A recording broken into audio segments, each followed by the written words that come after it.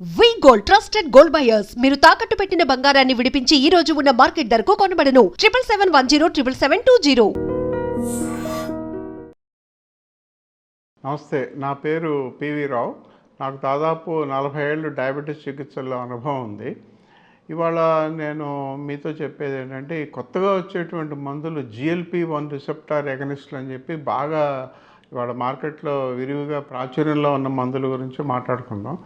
అసలు ప్రపంచం మొత్తం దేశాలన్నింటిలోనూ కూడా ఎక్కువగా అమ్ముడుపోయేటువంటి ఏకైక మందు సెమాగ్లుటైడ్.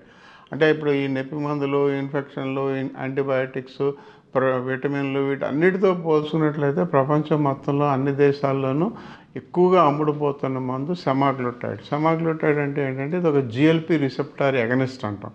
అంటే మన శరీరంలో లోపల GLP అనేటువంటి గ్లూకగాన్ లైక్ ప్రోటీన్ 1 అనేటువంటిది ఒకటి మన చిన్నప్రేవుల మొదటి భాగంలో తయారవుతుంది. మన ఆహారం తీసుకున్న తర్వాత ఆహారం జీర్ణాశయంలో జీర్ణమయ్యి ఆ తర్వాత చిన్నప్రేవుల మొదటి భాగంలోకి వెళ్ళగానే ఇది రక్తంలోకి స్రవిస్తుంది అనమాట. ఈ GLP అనేటువంటి ఈ పదార్థం ఆ ఇంటెస్టైన్స్ అంటే చిన్నప్రేవుల మొదటి భాగంలోంచి రక్తంలోకి డైరెక్ట్గా వచ్చేస్తుంది అనమాట. ఈ GLP లాంటి పదార్థాన్ని మనం బయట కృత్రిమంగా తయారు చేసుకుని మన ఇంజక్షన్ రూపంలో కానీ మాత్రల రూపంలో, ముఖ్యంగా ఇంజక్షన్ రూపంలో మనం వారానికి ఒకసారి ఇచ్చినట్లయితే రక్తంలో గ్లూకోజ్ తగ్గుతుంది. ఇలాగే రక్తంలో గ్లూకోజ్తో పాటు ఈ GLP మందులు వాడిన వాళ్ళలో రక్తపోటు తగ్గుతుంది, కొలెస్ట్రాల్ తగ్గుతుంది, ట్రైగ్లిజరైడ్ తగ్గుతుంది, యూరిక్ యాసిడ్ అనేటువంటి ఒక పదార్థం ఉంటుందన్నమాట. అది మూత్రపిండాలకు సంబంధించినది, అది కూడా తగ్గుతుంది. ఇవన్నీ కాకుండా ఇంకా ఎన్నో రకాల ఇన్ఫ్లమేటరీ మార్కర్స్ అంటే మన శరీరంలో ఈ వాపు ప్రక్రియను కలిగించేటువంటి ఎన్నో రకాల పదార్థాలు తగ్గుతున్నాయి అన్నమాట. కాబట్టి GLP రిసెప్టార్ ఎగనిస్ట్ అనేది ఒక రకంగా మొదట్లో అయితే బరువు తగ్గడానికని అనుకున్నాం, కానీ బరువుతో పాటు రక్తంలో గ్లూకోజు, రక్తపోటు, కొలెస్ట్రాల్, ట్రైగ్లిజరైడ్స్ ఇవన్నీ కూడా తగ్గుతున్నాయి. కాబట్టి మన హానికారకాలు, డయాబెటీస్ వాళ్ళకు ఉండేటువంటి హానికారకాలు అనేవి తగ్గుతున్నాయి. కాబట్టి ఈ మందులు బాగా ప్రాచుర్యంలో వచ్చేసాయి ప్రపంచం మొత్తం. కాకపోతే చాలా ఖరీదన్నమాట. వారానికి ఒకసారి వేసుకునే మందు దాదాపు మనకు నెలకి 15,000 20,000 రూపాయలు ఖర్చు అవుతుంది సెమాగ్లుటైడ్ అనేది. సెమాగ్లుటైడ్ తర్వాత టిరిజపటైడ్ అని మరో మందు వచ్చింది. అందులో ఏంటంటే GLP రిసెప్టార్ ఎగనిస్ట్ ఒకటే కాకుండా GIP ఎగనిస్ట్ కూడా, అంటే గ్లూకాన్ ఇన్హిబిటరీ ప్రోటీన్ అని ఇంకోటి, అది కూడా అంటే డ్యూయల్ ఎగనిస్ట్ అంటే 2 రకాల ప్రోటీన్లతో సరిసమానంగా ఉండేటువంటి టిరిజపటైడ్ అనే మందు ఇవాళ మార్కెట్లో బాగా పాపులర్ అయింది. ఈ టిరిజపటైడ్ అనే మందు వేసుకున్నట్లయితే వాళ్ళకి రక్తంలో గ్లూకోజు, రక్తపోటు ఇవన్నీ కూడా తగ్గుతున్నాయి. ఇప్పుడు ఈ మధ్యకాలంలో ఈ సెమాగ్లుటైడ్ని మించి టిరిజపటైడ్ అనేది ఎక్కువగా ప్రాచుర్యంలోకి వస్తుంది భారతదేశంలో కూడా. ఈ మందులన్నీ ప్రపంచంలోని అన్ని దేశాల్లోనూ ఎంతో బాగా ప్రాచుర్యంలో ఉన్నాయి. అసలు మందు దొరకని పరిస్థితులు, అంటే ఈ కంపెనీల వాళ్ళు తయారు చేసే మందు చాలని పరిస్థితులు కూడా ఉన్నాయి. కొన్ని దేశాల్లో అయితే ఈ మందుని వాళ్ళు బ్లాక్ మార్కెట్లో అమ్ముకునే పరిస్థితి ఉంది, అంతంత ప్రాచుర్యం పొందిన మందులు. అయితే ఈ మందులు వాడే వాళ్ళకి తెలుసుకోవాల్సిన ముఖ్యమైన విషయం ఏంటంటే, మన భారతీయుల్లో ఈ మందు వాడిన వాళ్ళల్లో కొన్ని తేడాలు ఉంటాయి, కొన్ని వ్యత్యాసాలు ఉంటాయి. ఏంటంటే మన ఆహారంలో కారం, ఉప్పు, పులుపు, వేపుడు, మసాలా ఎక్కువగా వాడుతున్నాం. వాళ్ళ ఆయా దేశాల జనాభాలతో పోల్చినట్లయితే మనం వాడేటువంటి కారం, ఉప్పు, పులుపు, వేపుడు, మసాలా ఎక్కువ.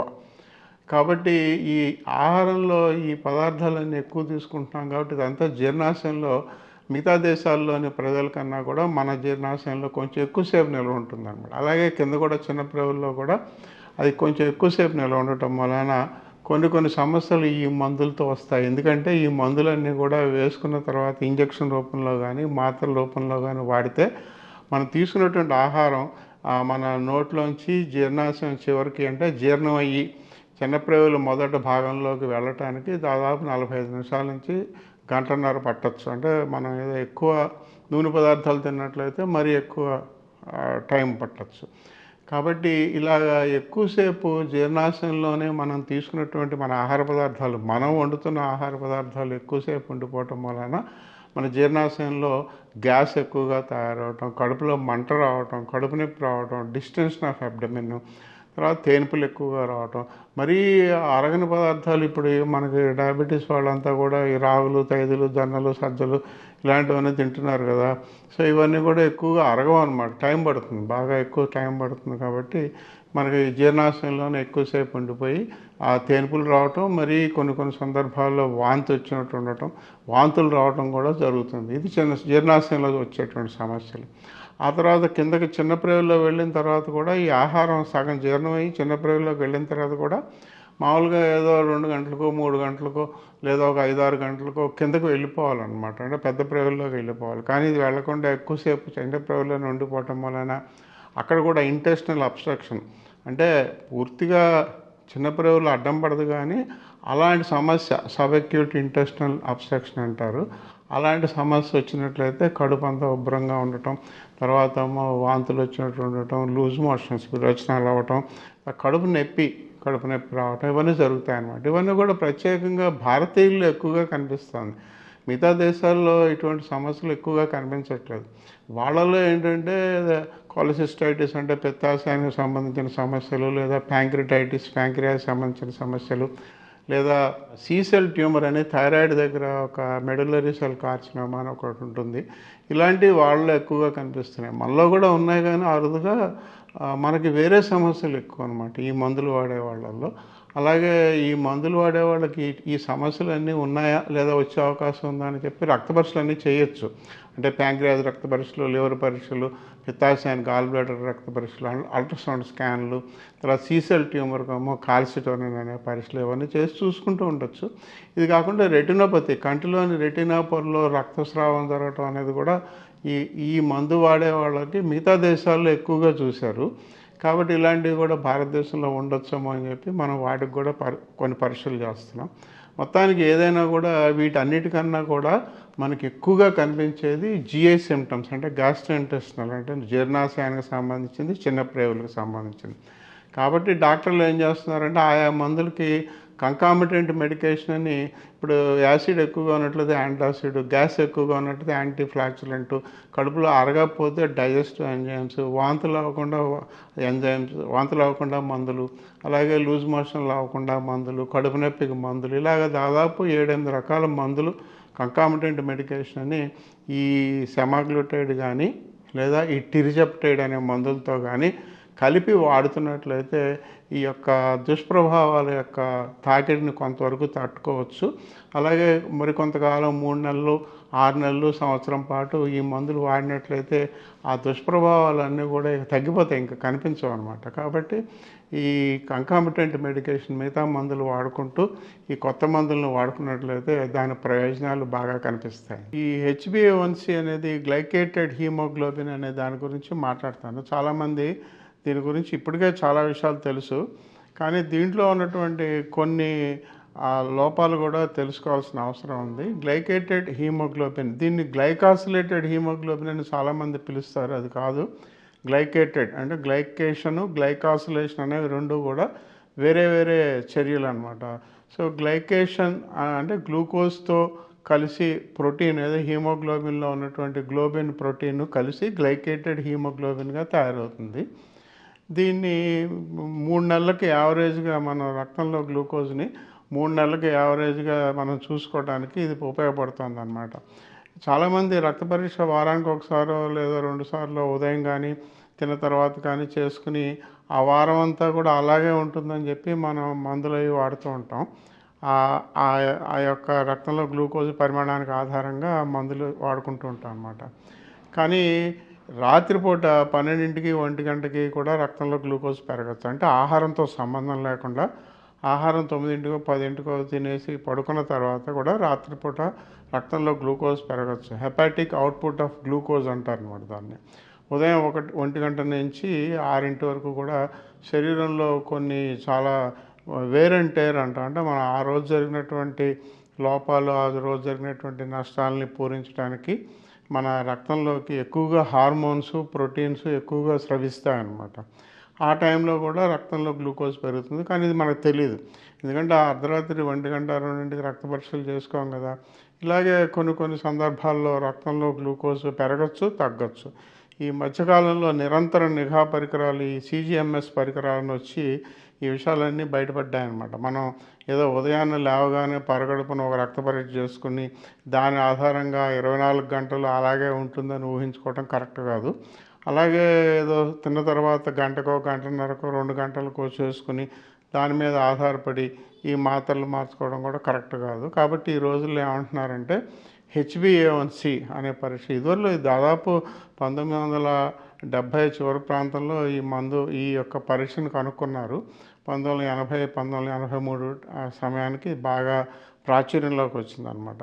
అయితే ఇందులో తెలుసుకోవాల్సింది ఏంటంటే గ్లైకేటెడ్ హీమోగ్లోబిన్ అనేది 3 నెలల యావరేజ్ రక్తంలో గ్లూకోజ్ని ఒక రకమైన అప్రాక్సిమేషన్ ఉజ్జాయింపుగా చూపిస్తాం తప్ప కరెక్ట్గా ఆ 24 గంటలు రక్తంలో గ్లూకోజ్ ఇప్పుడు ఈ నిరంతర నిఘా పరికరాల్లో కంటిన్యూస్ గ్లూకోజ్ మానిటరింగ్ సిస్టంలో మనం రోజంతా 3 నిమిషాలకు ఒకసారి రక్త పరీక్ష చేసి ఈ రక్త పరీక్షలో వచ్చినటువంటి గ్లూకోజ్ అంతా కూడా మనం సగటు తీసుకున్నట్లయితే 3 నెలల పాటు అంటే 90 రోజుల పాటు ప్రతిరోజు 3 నిమిషాలకు ఒకసారి రక్త పరీక్ష చేసి ఆ రక్తంలో గ్లూకోజ్ ఎంత ఉందో మనం మొత్తం అంతా సగటు తీసుకున్నట్లయితే HbA1cకి సరిపోదు.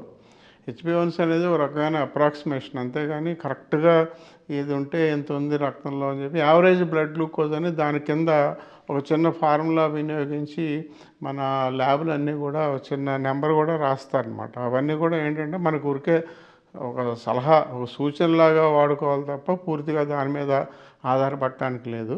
అలాగే HbA1cలో కూడా చాలా కొన్ని విషయాలు తెలుసుకోవాల్సింది ఏంటంటే ముఖ్యంగా మన రక్తంలో మన HbA1c అనేది మన రక్తంలోని హీమోగ్లోబిన్ మీద ఆధారపడి ఉంటుంది. హీమోగ్లోబిన్లో కూడా తెలుసుకోవాల్సింది ఏంటంటే హీమోగ్లోబిన్ అడల్ట్ హీమోగ్లోబిన్ HbA అనేది అడల్ట్ అనమాట. F అంటే ఫేటస్ హీమోగ్లోబిన్. కొంతమందిలో అలాంటి ఫేటల్ హీమోగ్లోబిన్ HbF కూడా ఎక్కువగా ఉండొచ్చు. ఇది కాకుండా కొంతమందిలో రకరకాల హీమోగ్లోబినోపతీస్ అంటారు. అంటే హీమోగ్లోబిన్లో కొన్ని వ్యత్యాసాలు, హీమోగ్లోబిన్ D అని పంజాబ్లో ఎక్కువగా ఉంటుందన్నమాట. ఇలాగే మనకి సికిల్ సెల్ అనేది మన భారతదేశంలో తెలుగు రాష్ట్రాల్లో కూడా చాలా ఎక్కువగా ఉంటుంది. సికిల్ సెల్ డిసీజ్ అంటాం. రక్త కణాలు అనేవి 90 రోజుల నుంచి 120 రోజుల పాటు ఉండాలి లైఫ్ స్పాన్. అది తయారైన తర్వాత ఒక 120 రోజుల వరకు ఉంటుంది. యావరేజ్గా సగటున మనం రక్తం తీసినట్లయితే దాంట్లో ఉన్నటువంటి రక్త కణాలు, ఎర్ర రక్త కణాలన్నీ కూడా 90 రోజులు సగటుగా ఉంటాయి. కాబట్టి 90 రోజుల రక్త పరీక్ష అని మనం చెప్తున్నాం. కానీ కొన్ని సందర్భాల్లో ఈ రక్తంలో ఈ రక్త కణాలు, ఎర్ర రక్త కణాలు తొందరగా అవి కరిగిపోతూ ఉంటాయి అన్నమాట. అంటే ఆ తయారైన 20 రోజుల నుంచి ఒక 70 రోజుల లోపలే కరిగిపోవచ్చు. ముఖ్యంగా సికిల్ సెల్ డిసీజ్ ఉన్న వాళ్ళకి ఇలా జరుగుతుంది. ఇలాగే చాలా రకాల హీమోగ్లోబినోపతీస్లో ఈ హీమోగ్లోబిన్ నెంబర్ తగ్గిపోతుంది అనమాట. కాబట్టి మనం ఏదైతే పర్సంటేజ్ అని ఇస్తున్నామో హీమోగ్లోబిన్ A1c అంటున్నాం. అంటే A అనేది అడల్ట్ హీమోగ్లోబిన్. దాంట్లో కూడా 1, 2, 3 అని భాగాలు ఉన్నాయి. అందులో A1 మొదటి భాగం, A1లో C, మళ్ళీ దాంట్లో ABC అని చెప్పి 3 భాగాలు ఉన్నాయి. కాబట్టి Hbలో Aలో 1లో C అనే ఫ్రాక్షన్ ఎంత ఉందో దాన్ని మెజర్ చేసి దాన్ని మనం చెప్తున్నాం అనమాట. అది గ్లైకేటెడ్ హీమోగ్లోబిన్ అని చెప్తున్నాం.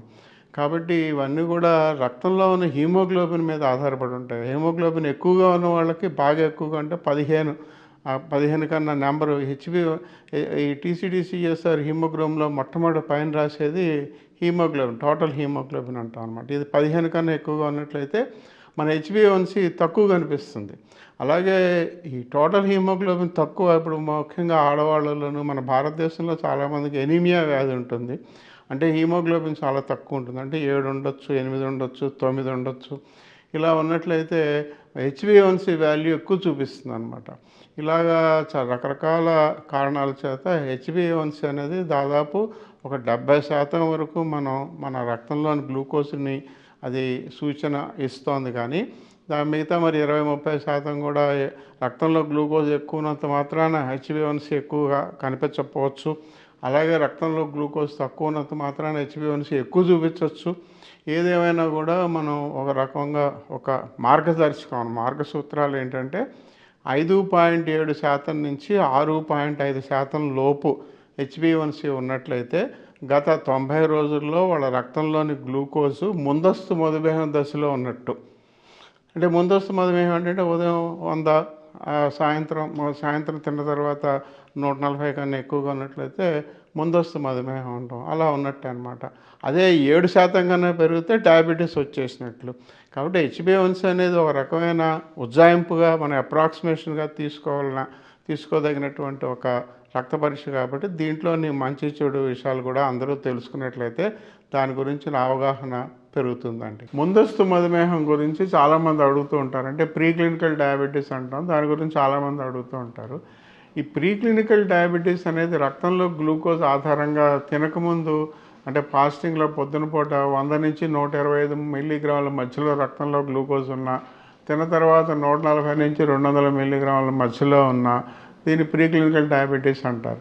అలా ఉన్నంత మాత్రాన వాళ్ళకి ఏమీ సమస్య లేదు, వీళ్ళకి మందులు వేసుకోవాల్సిన అవసరం లేదని అనుకోకుండా ఈ ముందస్తు మధుమేహం అనేది రాబోయే డయాబెటీస్ ఒక సూచన అనే మాట కరెక్టే. కానీ అప్పటికే కొన్ని సంవత్సరాలుగా మీ రక్తంలో డయాబెటీస్కి సంబంధించిన సమస్యలు ఉండే అవకాశం కూడా ఉంది. ఇదివరలో ఏంటంటే ముందస్తు మధుమేహాన్ని అంత పెద్ద పట్టించుకునేవాళ్ళం కాదు, ఆ తర్వాత ఎప్పుడు డయాబెటీస్ వస్తుంది అప్పుడు చూసుకుందాంలే అనుకునేవాళ్ళం. కానీ ఇప్పుడు అలా కాదు. ఈ ప్రీ క్లినికల్ డయాబెటీస్ ఉన్న వాళ్ళకి చాలామందికి రక్తపోటు కూడా ఉంటుంది అనమాట. చాలామంది ఏమంటారు, నాకు లేదంటారు, కానీ మీరు చూసుకోవాలి. సాయంత్రం పూట, మధ్యాహ్నం, కొంచెం రాత్రి చీకట్లో కూడా రక్తపోటు చూసుకున్నట్లయితే డయాబెటీస్ రాకముందే రక్తపోటు స్టార్ట్ అవుతుంది, చాలామందిలో స్టార్ట్ అవుతుంది ఇది. కాబట్టి ఈ రోజుల్లో 25 ఏళ్ళ వయసులోనే మరి అంతా చాలా యాక్టివ్గా వాళ్ళ వృత్తిలో చాలా కష్టపడి పనిచేస్తున్న వాళ్ళకు కూడా రక్తపోటుతో ఈ ప్రీ క్లినికల్ డయాబెటీస్ ముందస్తు మధుమేహం స్టార్ట్ అవుతుంది. ఆ తర్వాత వాళ్ళకి ట్రైగ్లిజరైడ్స్ పెరుగుతాయి అన్నమాట. ఇది కూడా చాలామంది రక్త పరీక్షలు చేయరు. ట్రైగ్లిజరైడ్స్ పెరిగాయి లేదా అనేది మనకు బయట లక్షణాలతో తెలియదు. ముందస్తు మధుమేహం ఉన్న వాళ్ళకి రక్తంలో ట్రైగ్లిజరైడ్స్ అనే కొవ్వు పదార్థాలు కూడా ఎక్కువగా ఉంటాయి. ఇక మూడోది ఏంటంటే బరువు పెరుగుతారు. బరువు పెరగడం అనేది చూడటానికి బరువు పెరిగినట్టు కనిపించదు, కానీ బాడీ మాస్ ఇండెక్స్ అనే లెక్క ప్రకారం చూసుకున్నట్లయితే, అంటే మన వెయిట్ అంటే బరువుని కిలోల్లో పెట్టుకుని దాన్ని భాగించాలన్నమాట. హైట్ మీటర్లో స్క్వేర్ చేసి భాగించినట్లయితే 18.5 నుంచి 23 లోపు రావాలి ఆ నెంబరు.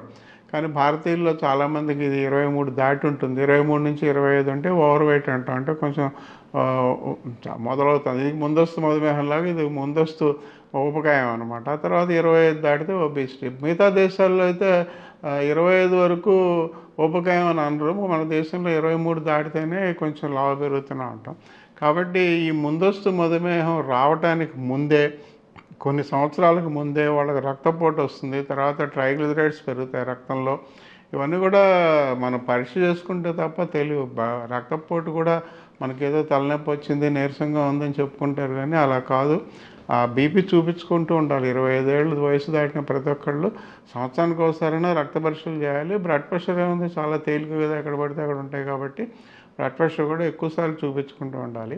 రక్తంలో ట్రైగ్లిజరైడ్స్ మాత్రం 25 ఏళ్ళు దాటిన వాళ్ళు ప్రతి సంవత్సరం చేసుకుంటూనే ఉండాలి. రక్తంలో పరగడుపునే చేయాలన్నమాట. ఆ తర్వాత లావు పెరిగారో లేదో వాళ్ళకే హైటు వెయిట్ చూసుకుని మీ ఎత్తు ప్రకారం మీ బరువు ఉన్నారా లేదా అని ఎవరికి వాళ్ళే తెలుసుకోవాలి. 4వది ముందస్తు మధుమేహం అనమాట. ఆ తర్వాత గుండె జబ్బులు.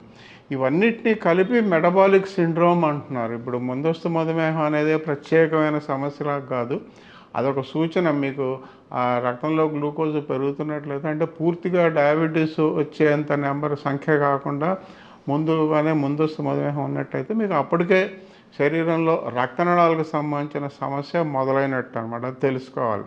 ఇదివరకులాగా దాన్ని మనం నిర్లక్ష్యం చేయడానికి లేదు. రక్తంలో గ్లూకోజ్ ఇంకా పెరిగిన తర్వాత మనం మందులు వేసుకుందామని ఆగటానికి లేదు. వీళ్ళ ఈ పరీక్షలు మాత్రం ఖచ్చితంగా చేసుకోవాలి. ఈ పరీక్షల్లో ఏదైనా లోపం బయటపడినట్లయితే, అంటే రక్తపోటుకు కానీ, రక్తంలో ట్రైగ్లిజరైడ్స్కి కానీ, ట్రైగ్లిజరైడ్స్తో పాటు కొలెస్ట్రాల్ కూడా, మిగతా దేశాల్లో కొలెస్ట్రాల్, మన దేశంలో ట్రైగ్లిజరైడ్స్ ఎక్కువగా పెరుగుతున్నాయి. అసలు ఒక ముఖ్యమైన విషయం, భారతదేశంలో ఉన్నటువంటి ICMR ఇండియా స్టడీలో అనేటువంటి పరిశోధనలో ఏం బయటపడిందంటే, భారతీయ జనాభాలో దాదాపు 85% మందికి కొలెస్ట్రాల్ కానీ ట్రైగ్లిజరైడ్ కానీ ఎక్కువ ఉంటుంది 25 ఏళ్ళు దాటిన వాళ్ళలోనే. ఇది ప్రమాదకరమైన సమస్య అన్నమాట. ఇంత ఎక్కువగా రక్తంలో కొలెస్ట్రాల్ ట్రైగ్లిజరైడ్ ఎక్కువ ఉంటుందని మేము ఎవరూ ఊహించలేదు. ఇప్పుడు ఇవన్నీ కూడా పరిశోధనలో బయటపడుతున్నాయి. ఇలాగ కొలెస్ట్రాల్ ట్రైగ్లిజరైడ్ ఎక్కువ ఉన్న వాళ్ళకి కూడా ముందస్తు మధుమేహం ఉంటుంది. కాబట్టి ఈ ముందస్తు మధుమేహం అనే దాన్ని నిర్లక్ష్యం చేయకుండా ఇలాంటి పరీక్షలన్నీ చేసుకుంటూ దానికి అనుగుణంగా వాటి మందులు, కొలెస్ట్రాల్ మందులు, ట్రైగ్లిజరైడ్ మందులు, రక్తపోటు మందులు వాడుకుంటున్నట్లయితే మనం రక్తనాళాల సమస్య రాకుండా నివారించుకోవడానికి, ఒకవేళ అప్పటికే వచ్చినట్లయితే ముందుగానే ఎర్లీ డయాగ్నోసిస్, ముందుగానే తెలుసుకుని దానికి సంబంధించిన చికిత్సలు చేసుకోవడానికి అవకాశం ఉంటుంది. కాబట్టి మెటబాలిక్ సిండ్రోమ్ ఇవాళ ఇది బాగా పాపులర్ అయింది. Metabolic syndrome, insulin resistance syndrome అంటారు కొందరు. ఇవన్నీ కూడా ముందుగా తెలుసుకున్నట్లయితే మనం దాన్ని తీవ్రత కాకుండా నివారించుకోవచ్చు, లేదా సమస్యలు మొత్తం తగ్గించుకోవచ్చు. ఇలాంటి అవకాశాలు అయితే ఉన్నాయన్నమాట. అవకాశం ఉంది కాబట్టి ఈ నివారణ చర్యలు ముందే తీసుకున్నట్లయితే మంచిదండి. And for more videos, Please subscribe to iDream. Please subscribe to iDream. Please subscribe iDream. And please subscribe to iDream. For more videos, subscribe to iDream. please like, share and subscribe to the channel. Congratulations, iDream. Subscribe to iDream. Subscribe to iDream. So subscribe to iDream Media. iDream ki iDream team andarki huge congratulations. Please subscribe iDream Media. Please subscribe to iDream. Subscribe iDream. Please subscribe to iDream. iDream అంటే నా కళల ఛానల్ను subscribe చేసుకున్న నోరు తిరుగుతలేదు, మీరైతే గంట గుర్తు కొట్టండి. For more such videos, please subscribe to iDream.